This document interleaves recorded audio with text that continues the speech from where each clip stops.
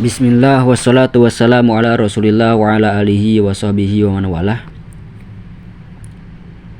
Insyaallah ini merupakan sesi terakhir saya memberikan respon kepada Ustadz Abu Ubaidah As-Sidawi dalam bantahan beliau, kritikan beliau terhadap Ustadz Abdul Somad dalam buku beliau 37 masalah populer. Masalah yang diangkat oleh Ustadz Abu Ubaidah adalah masalah Maulid Nabi. Dan bukan rahasia umum lagi bahwa Maulid Nabi itu merupakan masalah khilafiyah mu'tabaroh. Ada ulama-ulama yang membolehkan, di antaranya Imam Ibnu Hajar Al-Asqalani, Imam Suyuti, ya, kemudian dan imam-imam yang lain. Ada juga ulama yang membid'ahkan. Ketika kita sudah tahu bahwa ada ulama-ulama yang ahli, baik ahli fikih, ahli hadis, yang membolehkan, maka mestinya kita sadar diri harus menghormati, ya, dan menyikapi secara bijak permasalahan khilafiyah antara para ulama. Maka orang yang menganggap bahwa Maulid Nabi itu boleh, kita tidak boleh memaksa untuk orang lain memahami seperti apa yang kita pahami, atau melakukan Maulid Nabi seperti apa yang kita lakukan. Atau sebaliknya, kalau kita menganggap bahwa Maulid Nabi itu sesuatu yang bid'ah, yang tidak ada contohnya dari Nabi, sehingga kalau dikerjakan itu berdosa, maka kita tidak boleh memaksa orang lain untuk memahami seperti apa yang kita pahami, atau melarang atau mencela orang lain yang melakukan Maulid Nabi yang mana mereka itu sebenarnya mengikuti dalil yang dipahami oleh ulama yang kredibel di bidangnya. Itu adalah sikap yang toleransi, sikap yang bijak dalam menyikapi permasalahan khilafiyah mu'tabaroh di antara para ulama. Jadi tidak layak atau tidak patut untuk dikritik, karena kita tahu Ustadz Abdul Somad itu bermadhab Syafi'i, ya. Sedangkan di kalangan madhab Syafi'i itu banyak yang membolehkan Maulid Nabi. Ya. Kalau kita mau mengungkapkan bahwa Maulid Nabi itu bid'ah, ya silahkan di majelis-majelis tersendiri, tertutup, jangan diekspos di media sosial. Itu adalah sikap yang bijak. Dan sikap yang bijak ini sudah dicontohkan oleh Nabi kita ketika para sahabat berbeda memahami perkataan Nabi. Janganlah kalian sholat kecuali di Bani Quraidah. Para sahabat memahami ada dua kubu, ada memahami secara tekstual, ada yang memahami secara kontekstual. Orang yang memahami tekstual perkataan Nabi, mereka tidak sholat walaupun keluar waktu kecuali di Bani Quraidah, karena melihat teks perintah Nabi. Sedangkan kubu yang lain dari para sahabat, mereka memahami bahwa kita sholat di Bani Quraidah apabila tidak keluar waktu asar. Tetapi kalau dirasa akan lewat waktu asar, maka sholat itu di perjalanan. Bagaimana tanggapan Nabi SAW? Apakah menyalahkan salah satunya? Nyatanya Nabi malah membenarkan keduanya. Ini isyarat kepada kita bahwa di dalam menyikapi suatu permasalahan, ya, ketika ada dalil baik Al-Quran dan hadis yang tidak tegas dan sharih, atau bahasa lainnya secara ada perkataan itu atau kalam itu mujmal, yang bisa dipahami dari beberapa sudut pandang, maka disitulah gelanggang para ulama untuk berijtihad. Dan kita lihat, saksikan, ya, ada mazhab Hambali, ada mazhab Syafi'i, ada mazhab Hanafi, ada mazhab Maliki. Apakah mereka memiliki Al-Quran yang berbeda, atau memiliki hadis-hadis yang berbeda sehingga berbeda-beda pandangan? Apakah mereka dalam memahami ayat itu sama sehingga mesti harus satu pemahaman? Tapi nyatanya ayatnya sama, atau Al-Qur'annya sama, hadisnya sama, tapi dipahami dengan berbeda. Selama sesuai dengan kaidah yang ditetapkan oleh para ulama, dalam memahami hadis yang sama, memahami ayat yang sama, tetapi menimbulkan, menarik kesimpulan yang berbeda di antara ulama, maka itu sah-sah saja.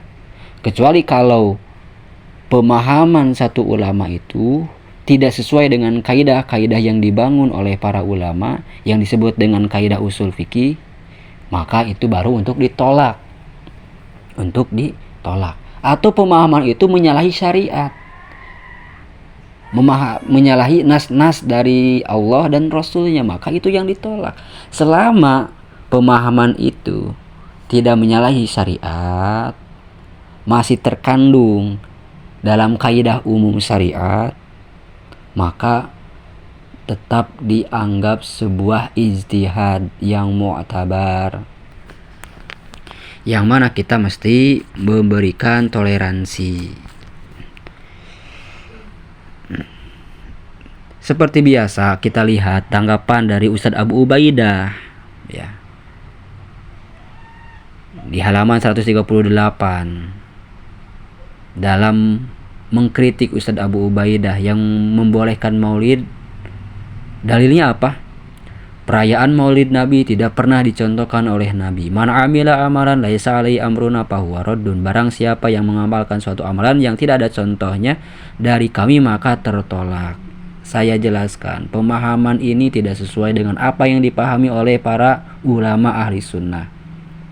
Dari hadis ini, para ulama tidak mengambil kaidah bahwa setiap apa yang tidak dicontohkan oleh Nabi itu pasti bid'ah. Tidak seperti itu. Dan itu sudah dijelaskan oleh para ulama, oleh ustadz-ustadz kita. Dan ini saya ingin tegaskan bahwa kaidah ini kaidah yang sangat rapuh. Kenapa rapuh? Karena akhirnya di internal Salafi Wahabi terjadi khilaf, terjadi pertentangan dalam menyikapi. Padahal kaidahnya sama, tetapi terjadi khilaf. Ada yang mengatakan itu bid'ah, ada yang mengatakan itu sunnah, ada yang mengatakan itu boleh. Saya akan buktikan bagaimana rapuhnya kaidah yang dibawa oleh Ustadz Abu Ubaidah. Di dalam masalah garis saf ya, garis saf. Jadi kalau ada sejadah kemudian ada garisnya, atau sekarang yang sekarang populer ya, di masjid-masjid kemudian tidak ada karpetnya, kemudian dibuat garis supaya saf-saf itu rapih.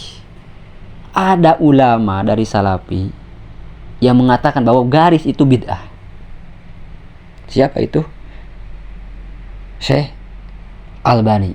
Syekh Albani memandang bahwa membuat garis untuk saf itu bid'ah. Kenapa? Karena tidak ada contoh dari Nabi. Lihat ya, di dalam fatwa beliau, birrogmi in hiya bila syakin bid'atun wa tu'tilu sunnatan bal sunanan bal wajibatin. Tidak diragukan lagi bahwa membuat garis itu merupakan sesuatu yang bid'ah, bahkan bisa membatalkan sunnah, atau sunnah bahkan membatalkan kewajiban. Lakin hadhil khututu min haisul mada ba'idi tadurru wala tanfa'u. Bahkan garis-garis ini dalam jangka panjang merupakan suatu yang madarat, sesuatu yang tidak bermanfaat. Jadi memandang bahwa kalau kita berlakukan garis itu, kata Syekh Albani, istinbat beliau memahami itu, akan menjadikan seorang itu tidak bisa rapi ya, tidak bisa rapi. Sedangkan zaman dulu, zaman sahabat itu, tanpa ada garis para sahabat itu sudah rapi. Kalau kita diberlakukan garis, akhirnya ketika sholat di lapangan, ini pandangan Syekh Albani, akhirnya mereka itu susah untuk rapi. Kenapa? Karena terbiasa ketika di masjid ada garisnya. Ketika sholat di lapangan yang tidak ada garisnya, akhirnya para manusia itu atau para kaum muslimin ketika melaksanakan sholat id atau idul adha atau idul fitri, mereka tidak bisa rapi. Kenapa? Karena karena dibiasakan membuat garis. Akhirnya garis ini menyalahi sunnah. Itu pandangan Syekh Albani. Setiap sesuatu yang tidak dicontohkan oleh Nabi itu merupakan suatu yang bid'ah. Tetapi ada ulama Salafi Wahabi yang memandang bahwa itu tidak bid'ah. Di antaranya Lajnah Da'imah lil Ifta, ya, yang bertanya apa hukum tentang membuat garis di masjid. Apa jawaban dari Lajnah Da'imah?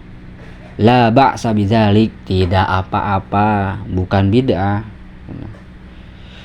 Wa in shallu bi misli dzalik bila khotin fala ba'sa.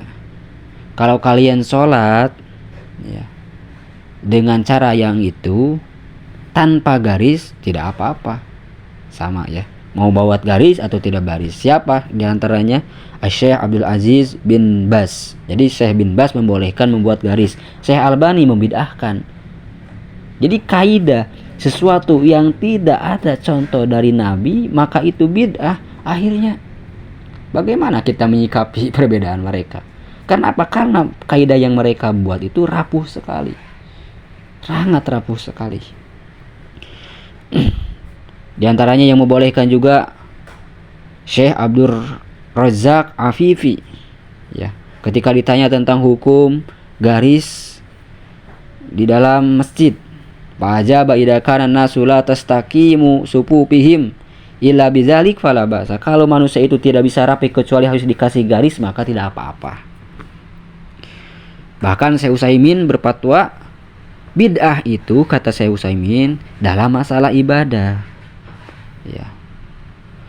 Kalau masalah garis itu tidak termasuk ibadah, maka tidak bisa dikatakan masalah-masalah dunia ini atau masalah-masalah wasilah ini dikatakan apakah itu bid'ah atau tidak bid'ah, tetapi haram atau tidak haram. Itu masalah tentang garis. Jadi penyikapan di dalam memahami sesuatu yang tidak dicontohkan oleh Nabi ternyata tidak serta-merta menggunakan kaidah yang dipahami oleh Salafi Wahabi. Sangat rapuh sekali. Kemudian fatwa lagi, di antaranya perbedaan antara Salafi Wahabi di dalam masalah memandang bid'ah atau tidak bid'ah, yaitu masalah mencium mushaf, ya. Apa hukum mencium mushaf? Apakah boleh atau tidak boleh? Bid'ah atau tidak bid'ah? Ternyata Salafi Wahabi ulama-ulamanya berbeda pandangan. Ada ulama yang membolehkan, ada ulama yang membid'ahkan. Di antara yang membid'ahkan adalah Syekh Utsaimin. Syekh Utsaimin memandang bahwa mencium mushaf itu bid'ah. Inna takbilal mushafi bid'atun laisa bisunnah wal fa'ilu lidzalika ilal ismi aqrabu minhu ilas salamati fadlan anil ajri. Dan orang yang melakukannya itu dekat terhadap dosa dan jauh dari fadilah dan pahala. Itu pandangan Syekh Utsaimin. Kemudian bagaimana pandangan Syekh bin Bas?